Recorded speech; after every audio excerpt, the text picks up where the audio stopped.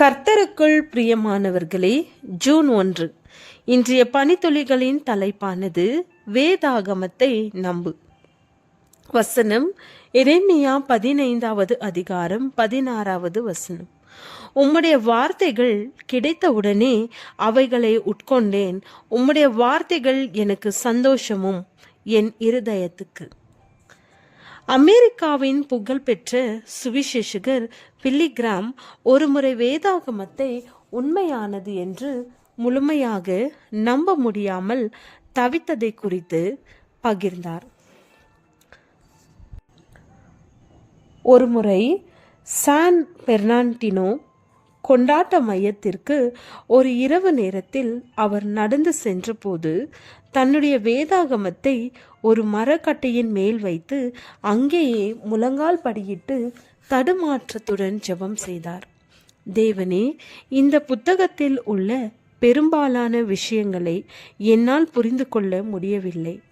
தன்னுடைய குழப்பத்தை அறிக்கையிட்டவுடன் பரிசுத்த ஆவியானவர், பிதாவே, நான் விசுவாசத்தில் உம்முடைய வார்த்தையாய் ஏற்றுக்கொள்ள போகிறேன் என்று சொல்லும்படிக்கு என்னை பலப்படுத்தினார்.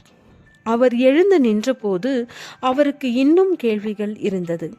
ஆனால் அவர், என் ஆத்மாவில் ஒரு ஆவிக்குரிய யுத்தம் நடைபெற்று அதில் வெற்றியும் அடைந்து விட்டேன் என்று சொன்னார். இளம் தீர்க்கதரிசியான எரேமியாவும் இந்த ஆவிக்குரிய யுத்தத்தை செய்துள்ளார். ஆனால் வேதத்தில் அதற்கான பதிலை கண்டுபிடித்தார். உம்முடைய வார்த்தைகள் கிடைத்தவுடனே அவைகளை உட்கொண்டேன்.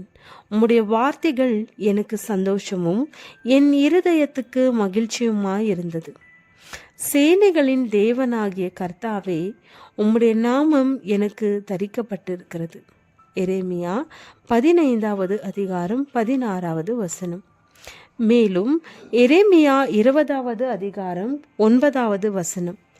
ஆதலால் நான் அவரை பிரஸ்தாபம் பண்ணாமலும் இனி கர்த்தருடைய நாமத்திலே பேசாமலும் இருப்பேன் என்றேன். ஆனாலும் அவருடைய வார்த்தை என் எலும்புகளில் அடைப்பட்டு எரிகிற அக்கினியைப் போல் என் இருதயத்தில் இருந்தது. அதை சகித்து இளைத்து போனேன். எனக்கு பொறுக்க கூடாமற் போயிற்று என்று கூறுகிறான்.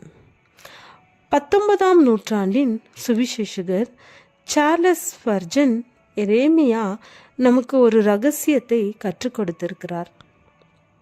அவருடைய வெளியரங்கமான வாழ்க்கை, குறிப்பாய் அவருடைய விசுவாசமான ஊழியம் நடைபெற்றதற்கான காரணம் அவர் கர்த்தருடைய வார்த்தையை அந்தரங்கத்தில் நேசித்தவராய் இருந்தார் என்று குறிப்பிடுகிறார். நம்முடைய போராட்டங்களின் மத்தியிலும் நம்முடைய வாழ்க்கையை வேதாகமத்தின் ஞானத்தை கொண்டு நேர்த்தியாய் வடிவமைக்க முடியும். விசுவாசத்தோடு எப்போதும் போல் நாம் தொடர்ந்து வேதத்தை தியானிப்போம். ஜெபம். பிதாவே, வேதாகமத்தை நான் வாசிக்கும்போது உம்மை குறித்த புதிய காரியங்களை எனக்கு காண்பியும். ஆமேன்.